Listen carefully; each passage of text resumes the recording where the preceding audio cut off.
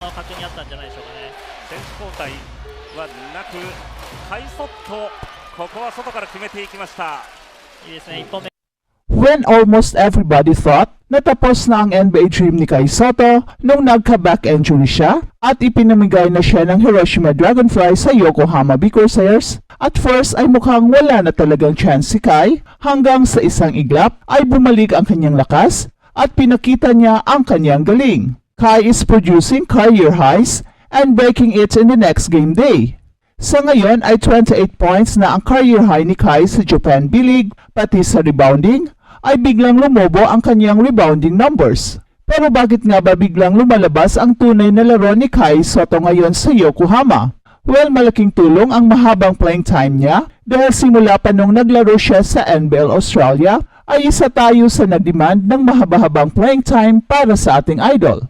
Sadly, instead na tumaas ang kanyang laro, lalo pang bumaba sa second season niya sa Adelaide, pati sa Hiroshima ay napakababa rin ng kanyang playing time.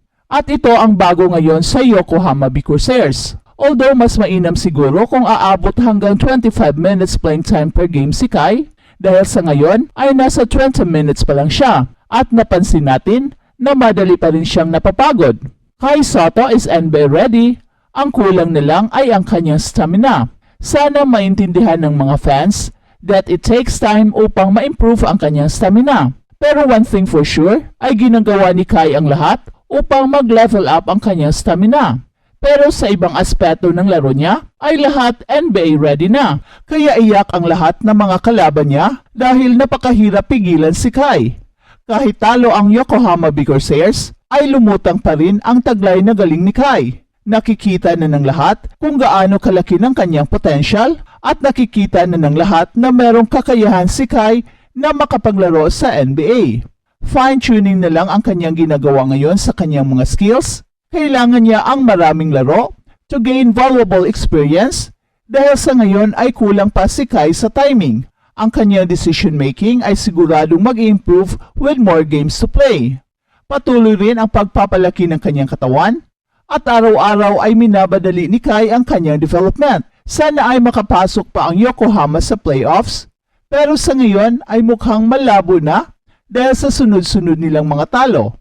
Pero makakapasok man sa playoffs o hindi, ay dapat magpakitang gilas si Kai and finish the season with a bang to leave a lasting impression sa Japan B-League at sa mga NBA scouts. Well, hindi rin madali ang ginagawa ni Kai ngayon dahil napakataas ng level ng competition sa Japan dahil sa kanilang mga American imports.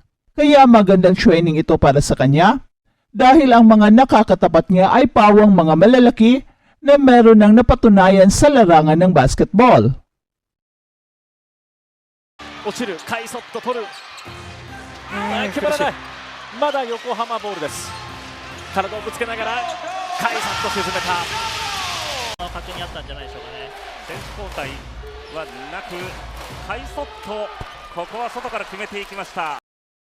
At sa NBA naman, Giannis Antetokounmpo sa playoffs na maglalaro. Hindi na masisilayan sa mga natitirang laro sa regular season si Giannis Antetokounmpo ng Milwaukee Bucks. Sinabi ng Bucks na si Giannis Antetokounmpo ay hindi na makakalaro sa natitirang 3 games ngayong season at magsasagawa ito ng araw-araw na treatment at evaluation sa kanyang injury. Ang pagkawala ni Giannis ay dahil sa natamo niyang calf injury. Tatapusin niya ang regular season na may average na 30.4 points, 11.5 rebounds, 6.5 assists, 1.2 steals, and 1.1 blocks kada laro. At sa pangunguna ni Giannis, ang Bucks ay nakaupo sa ikalawang pwesto sa Eastern Conference na may record na 48 wins and 31 losses, habang si Donovan Mitchell at ang Cleveland Cavaliers patuloy pa rin sa pagsisikap. Dumidikit na sa isang garantisadong pwesto sa playoffs ang Cleveland at bumaba ng 29 points at 9 assists si Donovan Mitchell at dinagdagan naman ng 16 points and 10 rebounds ni Jarrett Allen at inambos ng Cavaliers ang Memphis Grizzlies sa score na 110-98 sa Rocket Mortgage Fieldhouse sa Ohio.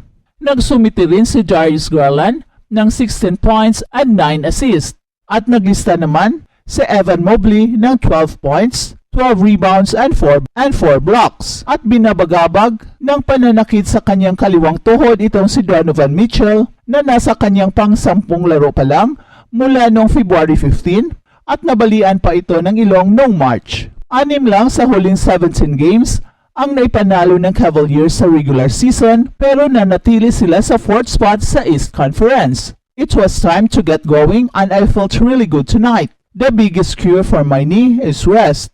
But we don't have time for that. So we have find ways to adapt. Yan ang sabi ni Donovan Mitchell.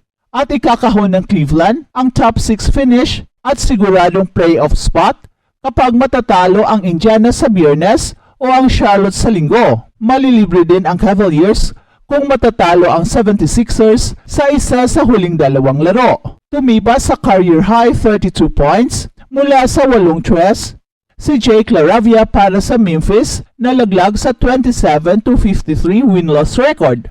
Habang pinangunahan ni Nikola Jokic ang Denver Nuggets laban ng Timberwolves upang kunin ang pangunahing pwesto sa Western Conference. Si Jokic ay nagtala ng kanyang 20th career 40-point game sa kanilang panalo laban ng Timberwolves 116-107. Nakapagtala itong si Jokic ng 41 points kasama ang kanyang 11 rebounds and 7 assists. Jokic made 16 of 20 shots against the NBA's best defense team habang ang kanyang bantay ay ang league's top defender na si Rudy Gobert along with Naz Reid. At nagdagdag naman si Jamal Murray ng 20 points sa loob ng 27 minutes of action. At nagtala pa itong si Michael Porter Jr. ng 18 points para sa Nuggets na lumamang sa pamamagitan ng pagpigil kay Anthony Edwards na hindi man lang ito nakapunto sa 4th quarter. Pinangunahan ni Edwards ang Minnesota na may 25 points, ngunit hindi na siya nakapag-ambag ng malaki sa 4th quarter habang nagpakitang gilas ang mga players ng Denver, kabilang ang 6 na blocks ni Peyton Watson at mga matinding dunks ni Christian Braun. Ang Nuggets ay lamang ng isang panalo sa Minnesota at sa Oklahoma City na pareho ang dalawang team na mayroong 55 wins and 25 losses sa West Conference.